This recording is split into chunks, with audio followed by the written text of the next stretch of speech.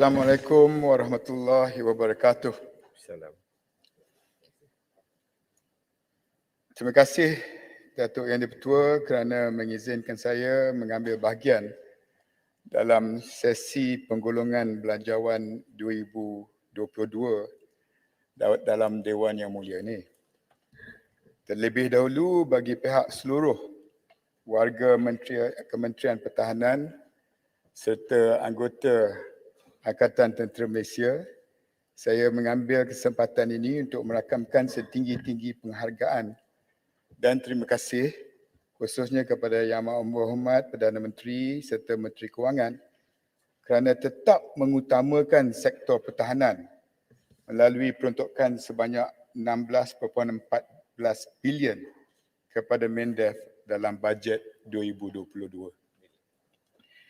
Dalam ketika negara dan seluruh dunia masih berperang dengan pandemik COVID-19 yang menuntut kerajaan memberi tumpuan terhadap usaha membaik pulih sektor ekonomi dan membela kesejahteraan rakyat, peruntukan ini amatlah bermakna dan kami di MINDEF amat bersyukur kerana perhatian tetap terus diberikan kepada MINDEF dan ATM. Sekiranya bajet ini mendapat kelulusan daripada Dewan Yang Mulia ini, saya dan kepimpinan MINDEF akan pastikan ia digunakan secara berhemah, teliti dan efisien. Kerana dengan kekangan yang kita hadapi hari ini, semua pihak perlu pastikan bahawa peruntukan ini sampai ke sasaran dan menepati matlamat tanpa sebarang bentuk ketirisan dan ketidakcekapan. Bajet 2022 bagi kami di MINDEF dan ATM cukup penting. Banyak agenda yang perlu diberi perhatian, antaranya agenda kesihatan, agenda kebajikan warga MINDEF, ATM dan veteran, dan agenda perumahan. Tapi kami sedar agenda-agenda ini amat penting, lebih-lebih lagi di era pandemik yang mana ramai terkesan dan warga ATM tak terkecuali. Datuk Yang di-Pertua, bagi pihak MINDEF, izinkan saya menyatakan penghargaan kepada 14 ahli-ahli yang berhormat yang telah mengambil bahagian, iaitu Yang Berhormat Port Dickson, Yang Berhormat Lumut, Yang Berhormat Sibuti, Yang Berhormat Sik, Kota Raja, Semporna, Jempol, Pontian, Ulu Langat, Ulu Rajang, Padang Serai, Sungai Petani, Bacok dan Kapar. Datuk Yang di-Pertua, daripada 14 yang berhormat berkenaan, 5 daripadanya mengemukakan persoalan berkenaan perolehan kapal Littoral Combat Ships, LCS, iaitu Lumut, Sibuti, Sik, Kota Raja dan Semporna. Berhubung isu ini, perolehan 6 buah kapal second generation petrol vessels dengan izin bermula pada 2010 bagi memenuhi keperluan tentera laut Diraja Malaysia untuk meningkatkan keupayaan armada berdasarkan dasar perancangan pada ketika itu. Cadangan ini kemudiannya telah diangkat melalui Jemaah Menteri pada 18 Ogos 2010. Susulan itu, kementerian telah memohon untuk melaksanakan perolehan ini pada 23 Mac 2011. Kerajaan telah bersetuju meluluskan permohonan tersebut di bawah RMK 10 dan juga di bawah RMK 11. Dan tempoh pelaksanaan perolehan adalah selama 10 tahun mulai 3 Oktober 2013 hingga 2 Oktober 2023. Namun, sehingga 31 Oktober 2021, kemajuan kerja bagi LCS adalah sebanyak 57.5%. berbanding jadual perancangan kerja asal iaitu 96.57%. Secara keseluruhannya, perolehan ini telah mengalami kelewatan sebanyak 39.52% atau bersamaan dengan 43 bulan. Saya telah nyatakan beberapa kali sebelum ini bahawa tidak dinafikan sememangnya terdapat masalah dalam perolehan LCS. Walau bagaimanapun, ini bukanlah masalah baru yang timbul sejak saya menerajui semula MENDEF. Ia turut diakui oleh kepimpinan MENDEF sebelum ini, termasuklah yang berhormat Kota Raja yang menerajui MENDEF satu ketika dahulu. Kelewatan perolehan ini adalah kerana pihak Original Equipment Manufacturer dengan izin OEM berkaitan pembinaan SAS telah memberhentikan kerja disebab masalah kewangan yang dihadapi pihak syarikat dan menyebabkan pembayaran kepada OEM tidak dilaksanakan mengikut jadual yang telah pun ditetapkan.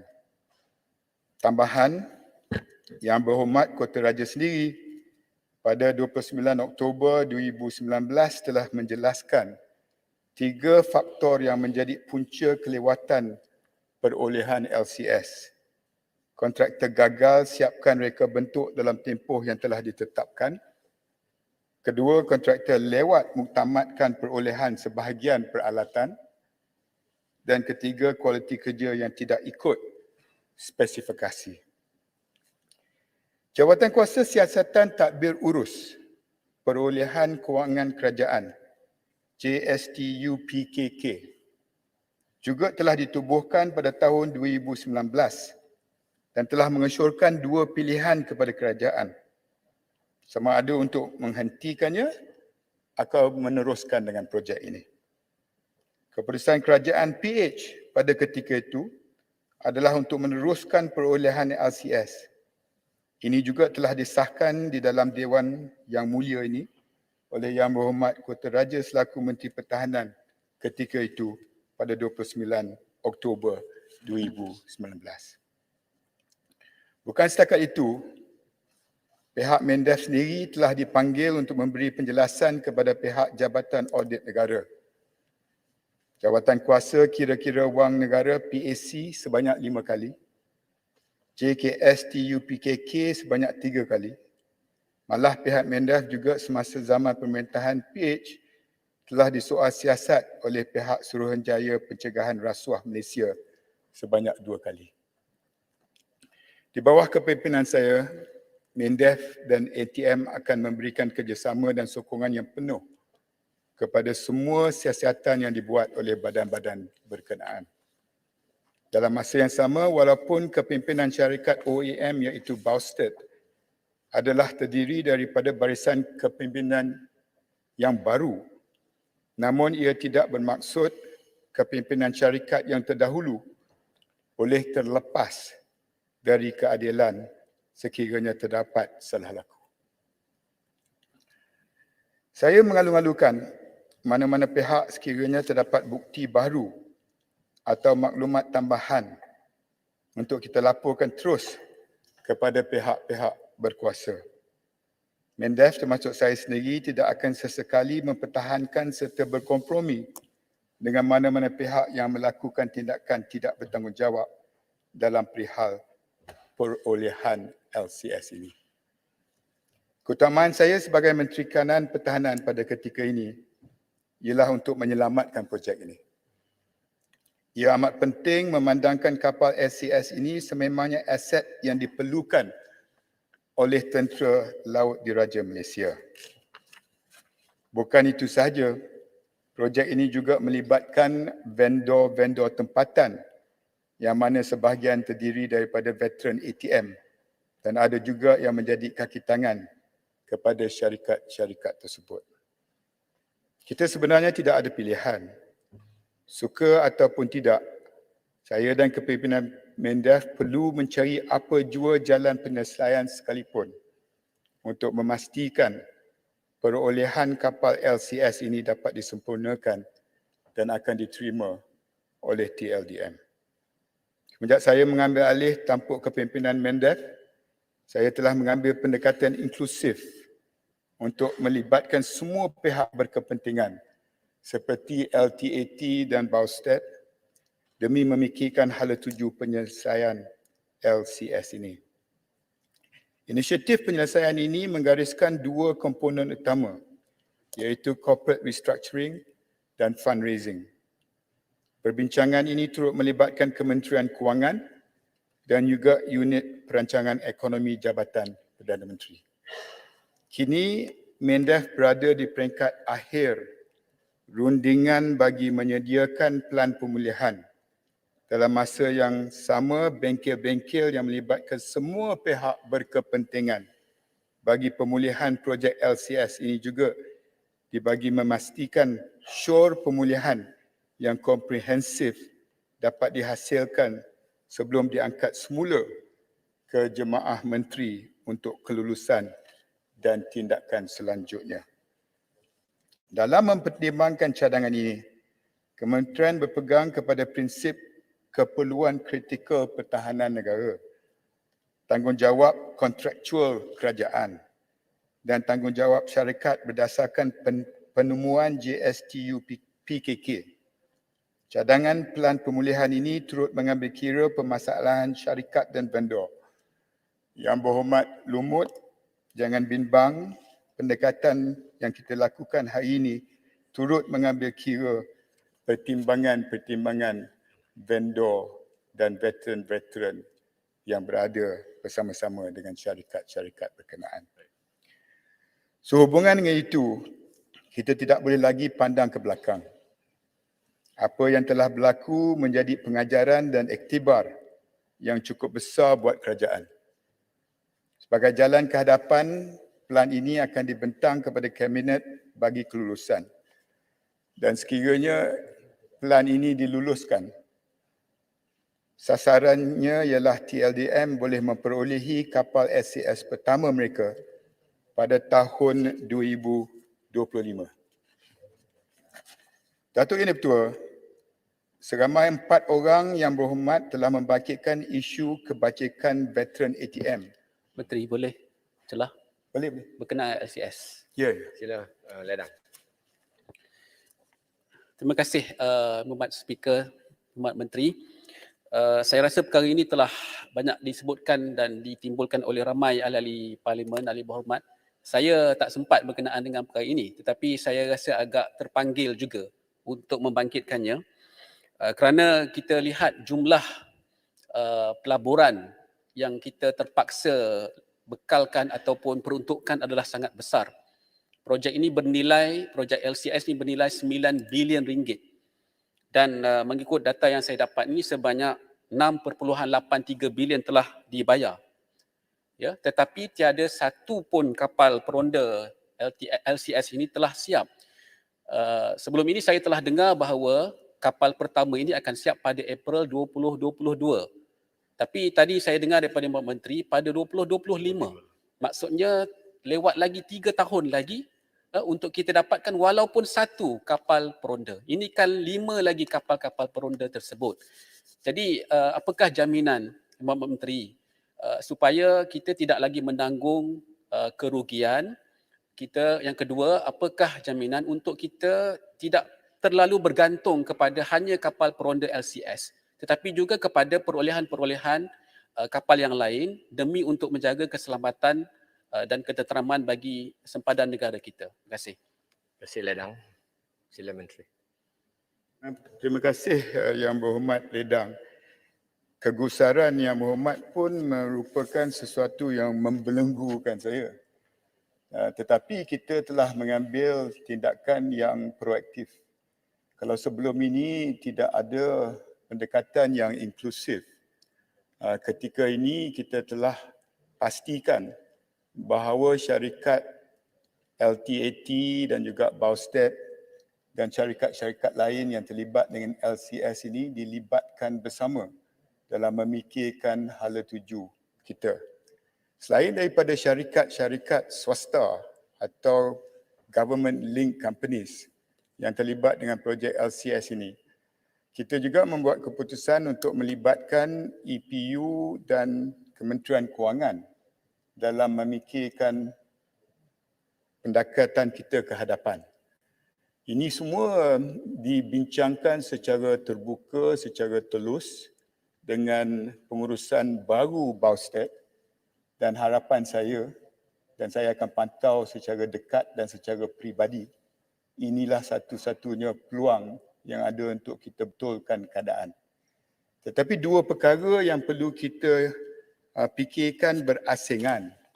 Pertamanya, isu elemen-elemen ketirisan atau rasuah serta perkara berbangkit berkaitan dengan perolehan. Ini kita serahkan kepada jawatan kuasa dan SPRM yang sedang membuat siasatan, PAC pun, untuk cari di mana dan siapa yang harus dipertanggungjawabkan. Ini berbeza dengan pertimbangan kedua kita, ialah untuk mahu menyelesaikan projek perolehan kapal ini disempurnakan. Dan ini mesti diteruskan, dan perancangan kita ialah apa yang saya telah bentangkan di dalam Dewan Yang Mulia ni pada hari ini. Sebabnya kita perlu teruskan dengan projek ini telah pun disyorkan oleh PAC, audit sendiri daripada mantan Menteri Pertahanan dan daripada jawatan kuasa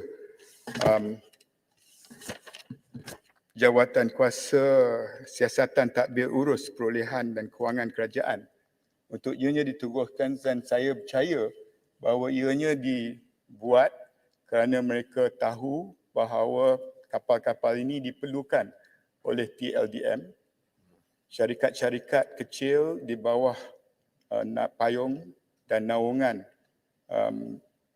anchor company atau syarikat payung tadi perlu diselamatkan, dan mereka yang bekerja di dalam syarikat-syarikat ini memerlukan pembelaan. Dan sebab itu penting dalam kita nak melihat ke hadapan, kita jangan campur adukkan untuk mencari kebenaran, keadilan dan ketulusan untuk melihat siapa yang bertanggungjawab, tetapi fokus kita untuk meneruskan projek ini. Saya tak ada jaminan bahawa apa yang kita nak buat ni sama ada jemaah menteri akan setuju atau tidak. Kalau disetujui, itulah satu-satunya option yang melibatkan semua pihak yang berkepentingan. Kalau itu merupakan komitmen G2 kita semua, saya harap dan percaya bahawa inilah satu-satunya harapan kita untuk menyelesaikan isu LCS ini dengan izin once and for all. Menteri sedikit. Sila Pak Nasrul. Sekejap, berkaitan tadi jawapan Menteri. Saya sebut tadi berkenaan dengan peronda, kapal peronda itu akan tiba yang pertama yang disebut Menteri pada April 2025. Sedangkan sebelum ini disebut April 2022. Jadi sudah 3 tahun lewat. Bagaimana dengan 5 lagi kapal peronda ini? Adakah ianya akan tetap diterima? Bila tempohnya? Berapa lama lagi kita perlu tunggu? Kerana saya rasa kalau misalnya kita telah order, telah buat tempahan ni, saya rasa lebih 10 tahun lepas. Apakah bahawa kita akan terima itu dalam keadaan kualiti yang terbaik dan yang terkini dari segi kapal peronda tersebut?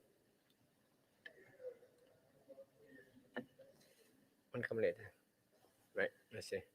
Saya tak tahu apa yang telah pun diumumkan oleh Menteri-Menteri Pertahanan sebelum saya. Tetapi apa yang saya bentangkan kepada Dewan Yang Mulia ini merupakan perancangan saya yang sekarang ini memikul tanggungjawab untuk memimpin MINDEF. 2025 merupakan kapal pertama dan jadualnya mungkin setiap tahun selepas 2025 sehinggalah 6 kapal siap. Tetapi tak mampu saya memberi komitmen hari ini kerana seperti saya maklumkan tadi, apa yang perancangan kita yang saya dah bentangkan ke Dewan hari ini memerlukan keputusan jemaah menteri.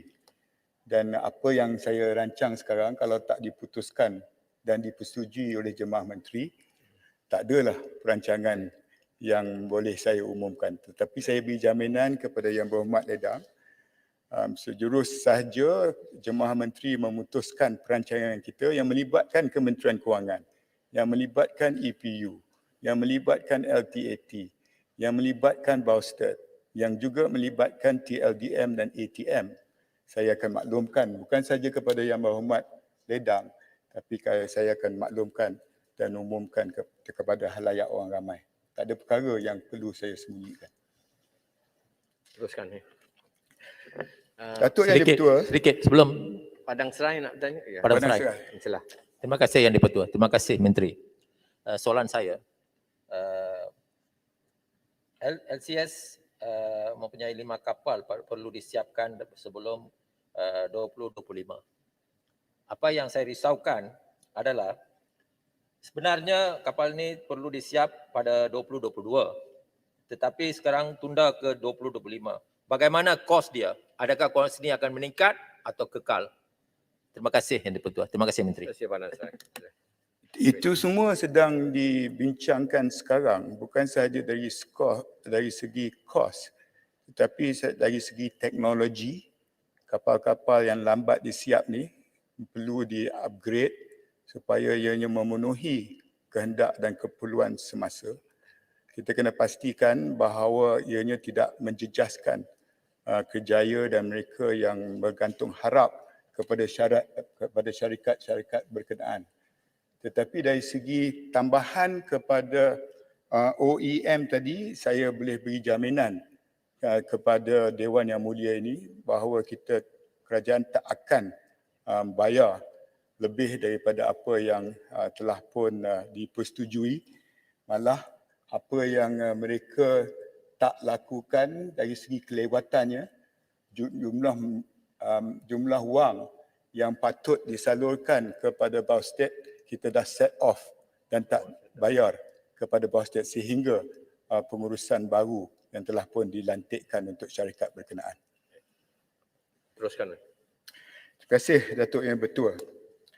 Kebajikan veteran ATM, seramai 4 orang yang berhormat telah membangkitkan isu kebajikan veteran ATM iaitu Lumut, Ulu Langat, Padang Serai dan Kapar. Daripada isu yang dibangkitkan ini, sebahagian besarnya menyentuh mengenai kebajikan veteran ATM yang tidak berpencen.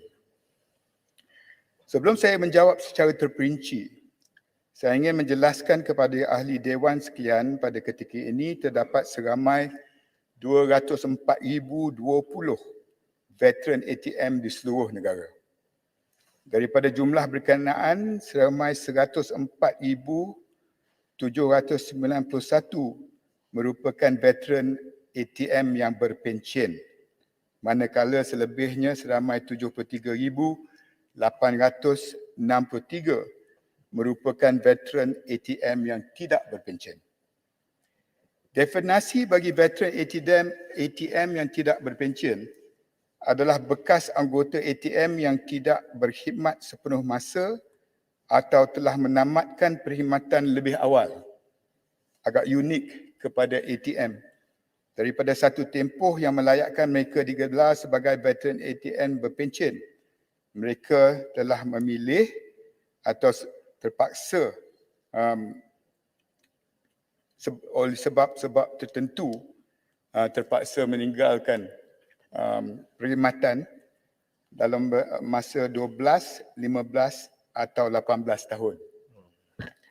Biarpun begitu, kerajaan tetap menghargai jasa dan pengorbanan golongan veteran ATM yang tidak berpencen sepanjang perkhidmatan mereka. Sebagai contoh, Yang Amat Berhormat Perdana Menteri sendiri telah umumkan pada 1 November lepas bahawa bantuan khas kewangan sebanyak 350 secara one-off kepada 1 juta pesara kerajaan yang diumumkan oleh Menteri Kewangan semasa pembentangan bajet 2022 turut akan diberikan kepada golongan veteran ATM, termasuklah veteran ATM yang tidak berpencen. Saya juga maklum terdapat saranan agar kerajaan mewujudkan skim yang sesuai untuk veteran ATM yang tidak berpencen. Namun perkara ini amat bergantung kepada situasi ekonomi dan kedudukan kewangan semasa negara.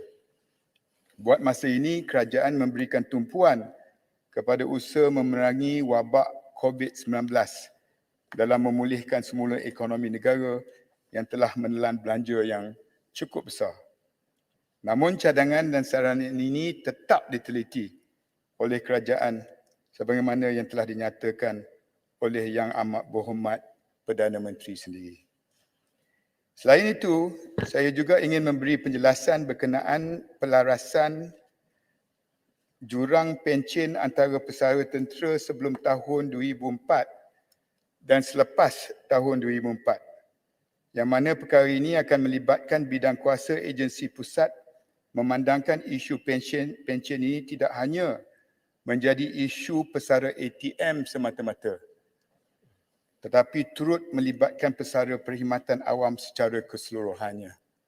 Kalau sekiranya ini kita nak memikirkan dan memberi jaminan, ianya akan melibatkan jumlah yang begitu besar, dan menerusi pasukan kajian yang dilantik, kementerian akan memberi komitmen dalam memastikan kaedah dan solusi yang terbaik dapat direalisasikan menangani isu jurang pencen ini, dan perkara ini akan dibentangkan kepada Majlis Angkatan Tentera dan seterusnya kepada agensi pusat untuk pertimbangan selanjutnya, khususnya Suruhanjaya Perkhidmatan Awam iaitu SPA.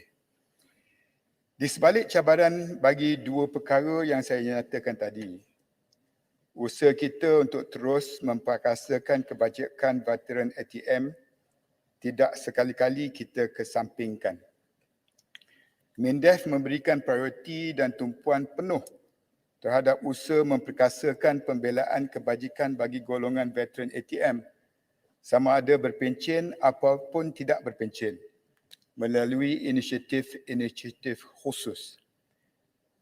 Bagi tahun ini, MINDEF telah memperuntukkan sejumlah 35.7 juta bagi skim bantuan kebajikan. Sehingga kini seramai 12,377 orang veteran ATM, balu dan tanggungan telah menerima manfaat tersebut. Antara bantuan-bantuan yang disediakan adalah seperti skim bantuan sara hidup, bantuan persekolahan kolej vokasional kebangsaan kepada anak-anak veteran, bantuan kemasukan ke universiti awam politeknik kepada anak-anak veteran, bantuan perubatan, bantuan peralatan pesakit, bantuan bencana alam dan bantuan pengurusan jenazah. Dalam kita nak memikirkan penyelesaian kepada dua perkara besar tadi, ini tidak bermakna bahawa kebajikan dan pembelaan kepada veteran dihentikan. Menteri, sedikit. Terima kasih Menteri. Terima kasih Yang di-Pertua. Ya, Berkaitan dengan bagi yang pertama sekali, bagi anggota yang berkhidmat 10 tahun, 15 tahun, 18 tahun. So mereka ini adalah mereka yang berhenti apabila tengah berkhidmat, diberi peluang untuk tidak dipaksa untuk teruskan perkhidmatan dia. Kalau sekiranya mereka dipaksa tidak boleh berhenti teruskan, mereka tidak akan berhenti. Apa yang jadi masalah pada sekarang, mereka dah umur 60-70 tahun. Orang yang berhenti 10 tahun, 15 tahun dan 18 tahun. Mereka mempunyai masalah. Sebab masa mereka dalam tenaga muda kita gunakan sepenuhnya. Semasa komunis kita masuk keluar, memang kerap kali itu yang mereka tak tahan. Mereka seksa. Mereka rasa tak senang berduduk dengan keluarga. Nak ibu bapa yang meninggal pun mereka tak dapat nak pergi ziarah. Sebab kita dalam hutan. Masuk 2 minggu, 3 minggu, 1 bulan macam tu dalam hutan. So pengorbanan mereka itu kita perlu dihargai. So pada masa ini mereka dah uzur, mereka dah tua. Apa yang kita minta kepada kerajaan, bagilah ihsan sedikit pada mereka supaya boleh beli vitamin, sedikit tambahan untuk nasi yang laut sekarang ikan kering, at least boleh makan dengan ayam dan sebagainya ikan. Itu yang kita minta. Bukan banyak kita minta. Bagi orang yang berhenti korang 10 tahun, 15 tahun dan 18 tahun. Itu yang kita minta supaya jasa mereka kerajaan tidak lupa. Sebab hari ini kita duduk senang, kita boleh keluar mana ke sana pun sebab pengorbanan mereka. Hari itu kalau kita tak korban, hari itu kita tidak betul-betul lawan dengan komunis, masih lagi kita akan keluarkan duit begitu banyak untuk mempertahankan kawasan kita. Tapi hari kita dah selesai itu semua. Jimatkan duit kerajaan. Tapi hari ini kita minta sedekah balik pada kerajaan. Lihatlah pada kita. Bagaimana kita. Itu saya minta. Selain daripada itu, Menteri, bagi pencen. Itu adalah jurang yang begitu jauh sekali. Kita sekarang ada sekiranya pangkat yang sama. Katakanlah dia pegawai 1. Pada masa ini dia ada orang yang berhenti sebelum pencen lama, mereka dapat 1,500. Dengan pangkat yang sama pada masa ini, mereka menerima lebih kurang 3,800 ke 4,000 lebih. Jauh, jurang dia jauh. Sebab sekarang kita tidak ada komunis dan sebagainya. Tapi pencen, saya tak sakit hati dan sebagainya pada mereka. Tapi orang yang betul-betul korban ini, kita lupakan, kita tinggalkan. Mereka rasa, mengapa saya berlawan mati-mati, tinggal isteri, tinggal anak bini. Saya masuk hutan, lawan sungguh. Untuk apa? Untuk bertahankan negara kita yang tercinta ini. Tapi hari ini kerajaan tidak dapat menerima apa yang korbanan yang kita lakukan selama ini. Itu yang kita minta balik. Bagi balik pada kita, sama rata dengan pencen baru dengan pencen lama. Itu yang kita, tiap-tiap kali bila kita mukakan, mereka bagi alasan-alasan, sedang dan bincang, kita tidak pikirkan berkaitan dengan orang awam. Tapi tentera ini perlu diutamakan. Kita berkhidmat bukan 8 jam. Kita berkhidmat 24 jam. Tidak ada cuti. Hari raya, public holiday. Kita semua masuk hutan, pertahankan negara. Kita tidak tuntut balik cuti itu. Kalau orang awam dia akan tuntut balik. Tapi tentera tidak tuntut balik. Itu yang kita minta. Bagi balasan kita, balas balik pada kita. Jasa kita, bagi sedikit pada tentera. Baik, terima kasih mana. Terima kasih. Ya. Saya nak minta sikit 30 saat ya Menteri. Kita pulang Kang ah. Terima kasih Yang di-Pertua. Saya nak bawa satu kes yang agak spesifik ada berkaitan dengan veteran dan juga orang kata penentangan terhadap komunis. Di kawasan saya ada seorang bekas tentera yang sebenarnya dia berkhidmat dengan lembaga elektrik negara dulu, dipinjamkan kepada angkatan tentera. Sekarang dia sakit terlantar, tidak dapat bantuan. Jadi dia ni dikira sebagai tentera tidak berpencen. Apabila dah tamat dia punya misi, dia tidak dipulangkan semula kepada lembaga elektrik negara. Jadi dia hanging lah, tergantung.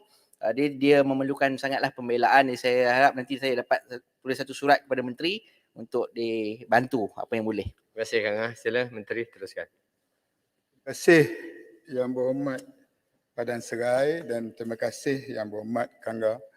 Saya fahami sangat apa yang dimaksudkan oleh kedua-dua Yang Berhormat berhubung kait dengan veteran-veteran kita yang telah pun berumur dan memerlukan pembelaan.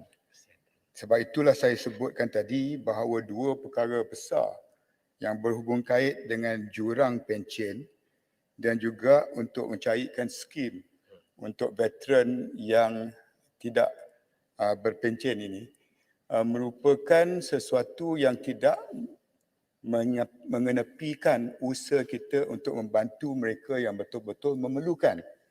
Saya sebutkan tadi agenda kita untuk melihat kepada skim bantuan sara hidup, bantuan persekolahan anak atau cucu mereka, bantuan kemasukan ke universiti anak dan cucu veteran, bantuan perubatan, bantuan peralatan pesakit, bantuan bencana alam dan bantuan pengurusan jenazah.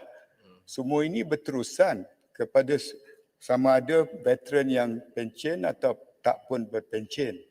Dan ini akan kita teruskan. Cuma apa yang MINDEF memberi perhatian sekarang ialah oleh kerana pandemik COVID-19 ni menjejaskan lagi kedudukan mereka, lebih-lebih lagi mereka yang telah pun berumur. InsyaAllah, Yang Berhormat, saya akan cuba sedaya upaya bagaimana kita dapat membantu mereka. Bukan sahaja daripada pihak MINDEF, tetapi juga kementerian-kementerian lain yang saya mendekati untuk membantu. Sebagai contoh, kita baru-baru ini di Mendef mendapat bantuan daripada Kementerian Pertanian dan MAFI di mana diserahkan 1,500 penerima terdiri daripada 375 orang warga awam Mendef dan 1,125 anggota dan juga veteran, iaitu food pack dan bantuan-bantuan dalam keadaan yang agak sukar pada hari ini. Ini hanya satu kementerian dan saya sedang usahakan lagi sokongan bantuan bukan saja daripada kementerian-kementerian tetapi juga daripada syarikat-syarikat dan juga pihak-pihak ketiga yang boleh membantu kita menyediakan program Gerobok Rezeki Veteran ATM yang telah pun dilancarkan sebelum ini. Sikit Menteri. Jempol. Jempol. Saya nak bertanya, mungkin Menteri tak sempat jawab. Apa jadi dengan perancangan Mindef mungkin nak wujudkan defense city ataupun apa dipanggil kita industri pertahanan kita, industri pertahanan yang mungkin Menteri baru balik daripada Indonesia, mungkin Indonesia lebih daripada kita. Jadi apa perancangan yang saya tanya tempoh hari dalam perbahasan, masa mungkin 3-4 minit ni, mungkin dapat Menteri jelaskan sedikit. Terima kasih. Sila Menteri. Tak mencelah tadi, saya boleh sampai jawapan kepada soalan Jempol boleh. tadi. Jadi biarkan saya selesaikan yang pasal veteran ni dan saya akan jawab khusus kepada apa yang dibangkitkan oleh Yang Berhormat daripada Jempol tadi. Selain program-program yang saya dah umumkan, saya sentuh tadi program Gerobok Rezeki Veteran ATM yang mana telah memberi manfaat kepada seramai 26,500 orang veteran ATM dan tanggungan di seluruh negara terutama kepada mereka dari golongan B40 dan terjejas pendapatan akibat pandemik COVID-19. Ini merupakan sesuatu yang kita tengah usahakan bukan sahaja dalam konteks pembelaan semasa pada hari ini tetapi untuk masa depan dan hala tuju pembelaan kepada veteran secara menyeluruh. Panjang lagi jawapan saya untuk veteran ni saya hantar secara bertulis kerana saya nak beri tumpuan kepada permintaan daripada Yang Berhormat Jempol tadi. Yang Berhormat Menteri, mungkin boleh bertanya tentang isu keselamatan tak? Sebab masa tidak cukup. Siapa Sepanggar. Sepanggar, okey. Okey, terima kasih Yang Berhormat Menteri kerana diberikan peluang. Saya ingin bertanya tentang isu keselamatan di pantai timur Sabah. Sebagaimana Yang Berhormat Menteri sedia maklum, isu Tanduo contohnya telah berlaku sejak pada 11 Februari tahun 2013 dan telah berlarutan selama lebih 8 tahun. Dan Yang Berhormat Menteri pun sedia maklum kawasan itu sehingga ke hari ini masih lagi diletakkan di bawah perintah kawalan pergerakan ataupun curfew. Jadi apa yang saya ingin bangkitkan di sini Yang Berhormat Menteri, kita tahu pantai timur Sabah ini berhadapan dengan isu ancaman lanun dan pencolekan. Tetapi kita ingin melihat, kami di Sabah ini, kami ingin melihat komitmen kerajaan dalam memastikan agar pantai timur Sabah ini dapat dikeluarkan daripada perintah berkurung ini. Sebab jika ini berterusan, industri pelancongan di pantai timur Sabah juga akan menerima implikasinya.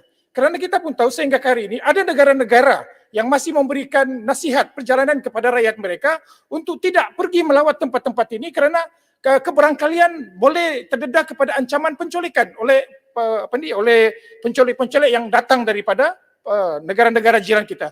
Jadi soalan saya kepada Yang Berhormat Menteri, kalau contoh di Amerika Syarikat, Pulau Hawaii merupakan satu pulau yang mempunyai tarikan pelancong dan memberikan peluang pulangan ekonomi kepada Amerika Syarikat. Oleh kerana pulau itu merupakan pulau yang terdedah kepada ancaman khususnya daripada negara Jepun dan sebagainya, mereka letakkan pangkalan tentera di kawasan itu. Itu yang sampai ke hari ini Hawaii merupakan satu tempat yang dikunjungi oleh pelancong berjuta orang setiap tahun. Jadi saya haraplah kepada Kementerian Pertahanan tunjukkan komitmen untuk melepaskan pantai timur Sabah ini daripada perintah kawalan sehingga ke hari ini masih sudah 8 tahun Yang Berhormat Menteri. Sehingga bilalah pantai timur Sabah ini diletakkan sehingga industri pelancongan pelabur takut untuk datang ke tempat tersebut. Terima kasih. Sepanggar. Menteri perlu tambahan masa sedikit. Pertama 5 minit. 5 minit, baik. Pertama perkara ini tak dibangkitkan dalam perbahasan. Baik. Dan kedua, saya dimaklumkan oleh timbalan saya bahawa apa yang dibangkitkan oleh Sepanggar akan dijawab esok. Soalan ketiga dibangkitkan oleh YB Libaran. Jadi Yang Berhormat Sepanggar pastikan ada dalam Dewan besok pagi.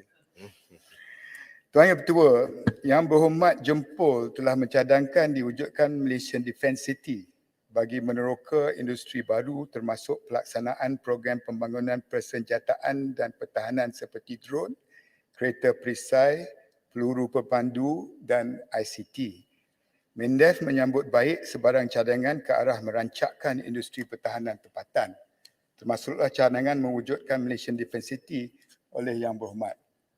Untuk makluman Yang Berhormat, kerajaan pada ketika ini sedang dalam memikirkan dan pada fasa akhir pengubalan dasar industri pertahanan dan keselamatan negara.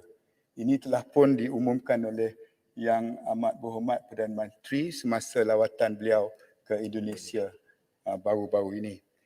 Dokumen ini bertujuan untuk memberikan hala tuju dan strategi bagi memperkasakan industri pertahanan dan keselamatan negara. Bagi memastikan DIPKN ini berupaya mencapai matlamatnya, Mindef berpandangan bahawa inisiatif ini wajar menjadi inisiatif yang digerakkan oleh pihak industri atau dengan izin Industry Driven Initiative dengan sokongan kerajaan dan Mindef sebagai pemudah cara. Pada masa yang sama, perancangan yang hendak dibuat haruslah bersandarkan kepada Economic and Market Driven dengan izin.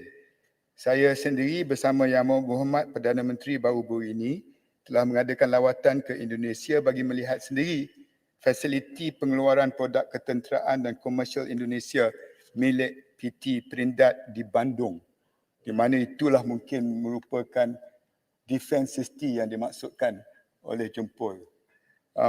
Malah kami juga berpeluang untuk mendengar sendiri perkongsian Menteri Pertahanan Indonesia Bapak Prabowo Subianto tentang bagaimana usaha yang dilaksanakan Indonesia bagi meningkatkan keupayaan industri pertahanan mereka. Di era COVID-19 ini yang mana untuk kita mendapatkan suplai peralatan ketenteraan dari negara yang jauh bukan mudah. Justru Indonesia sebagai rakan negara jiran mampu mengurangkan kebergantungan terhadap produk industri pertahanan luar rantau. Saya percaya industri pertahanan negara kita juga setaraf dengan negara-negara serantau yang lain. Mindef juga berpandangan industri pertahanan negara kita mesti dipacu dengan kepimpinan yang baik. Dan lebih penting, setiap keperluan yang kita hendak untuk industri pertahanan negara ini dibangunkan mestilah mengambil kira pandangan ketiga-tiga cabang perkhidmatan ATM dengan izin the end users sampai ada tentera darat, tentera laut atau tentera udara. InsyaAllah Yang Berhormat, sekiranya dapat dilaksanakan, ia bukan sahaja dapat membantu usaha memperkukuhkan sistem pertahanan negara, malah ia juga berpotensi menjana pendapatan negara serta membantu mewujudkan peluang pekerjaan berkualiti kepada pasaran tenaga kerja tempatan. Berdasarkan data Jabatan Statistik Malaysia, setiap 1 bilion yang dilaburkan kepada sektor ini, ianya berupaya menjana sehingga 15,000 peluang pekerjaan baru.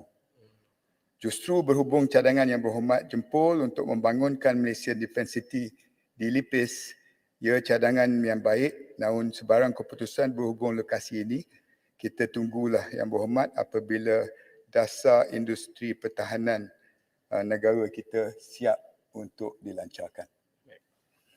Datuk Yang Pertua, dari tiga isu yang saya bangkitkan tadi menjawab 14 soalan yang dibangkitkan oleh 14 wakil rakyat daripada 17 yang melibatkan Mindef. Yang 3 lagi, 2 tak ada, 1 lagi agak spesifik. Saya minta izin yang perkara itu dijawab secara bertulis. Menteri boleh Terima sedikit lagi. kasih Yang Sedikit Berhormat boleh. Menteri Kanan Speaker, sedikit. Pertahanan. Sedikit lagi. Boleh Bukan ringkas pertahanan. saja, 2 saja, ringkas. Ringkas. Ada Ringkas sebenarnya. saja. Sebab Silakan. tadi minta maaf, terima kasih Speaker. Terima kasih Menteri. Saya nak bangkitkan tadi berkenaan dengan kebajikan yang disentuh tadi oleh Menteri berkenaan dengan kebajikan veteran, iaitu memang juga menjadi perhatian dan saya suka dengar tadi bahawa kita mengambil berat berkenaan dengan veteran. Tapi satu lagi kebajikan ialah kebajikan anggota tentera sekarang dan keluarga mereka. Ya, saya dah baca dari segi banyak cadangan-cadangan termasuk dalam belanjawan 2022 pun disebut oleh Muhammad Menteri memberikan fokus tumpuan kepada kebajikan anggota tentera. Jadi saya nak bertanya di sini, ambil kesempatan sedikit kerana saya memikirkan berkenaan dengan anggota tentera yang duduk di luar daripada kamp yang jumlahnya saya rasa macam di Melaka sekarang ni di Sungai Udang, ramai juga mereka ini yang duduk di luar yang berulang alik ke kamp. Ya, saya lihat kalau kita pergi sekarang kempen di Melaka tu kita nampak mereka naiki motor, mereka menaiki macam-macam kenderaan. Apakah lindungan ataupun faedah tambahan yang boleh kita bantu mereka ini supaya mereka ini dimudahkan untuk melaksanakan tugas yang tanggungjawab di samping untuk menjaga anggota keluarga mereka. Saya tahu ada cadangan untuk rumah keluarga angkatan tentera.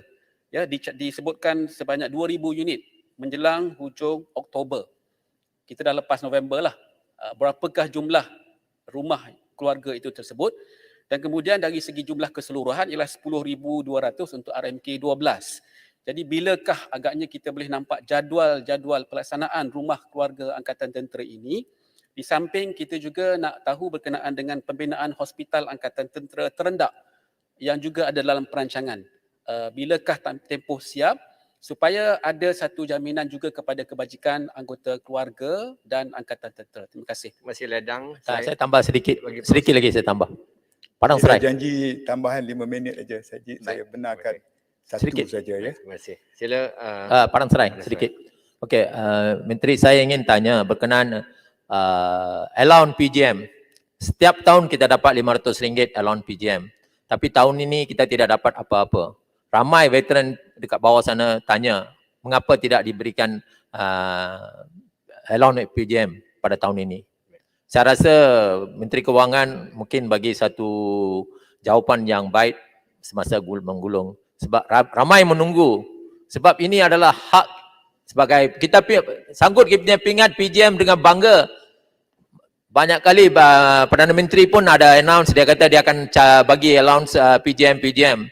Tapi bila dia sebelum dia semasa Menteri Pertahanan dia announce, tapi sudah jadi Perdana Menteri saya rasa dia terlupa. Tapi Menteri Pertahanan jangan lupa.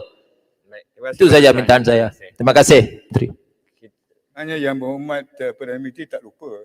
Kalau Yang Berhormat dengar apa yang saya jawab tadi, perkara-perkara telah pun diumumkan dan pembelaan kepada veteran-veteran pun diambil kira apabila melihat kepada kebajikan semua perkhidmatan awam. Tetapi dalam konteks apa yang dibangkitkan kebajikan lain yang diperlukan, RK80 merupakan agenda yang paling penting yang kita tekankan hari ini. Yang Amat Berhormat Perdana Menteri telah melancarkan rumah yang dah siap oleh LTAT baru-baru ini untuk mengambil kira tekanan daripada anggota kita yang terpaksa sewa rumah di bandar dengan allowance yang tak mencukupi. Sebab itu agenda RK80 ini dah pun disediakan dalam bajet, dalam RMK 12 dan ia telah pun dilaksanakan sebelum ini pun. Jadi secara perinciannya nanti saya panjangkan kepada Yang Berhormat secara bertulis. InsyaAllah. Terima kasih. Terima kasih Datuk Yang Bertuah. Terima kasih Yang Berhormat Menteri Kanan Pertahanan. Seterusnya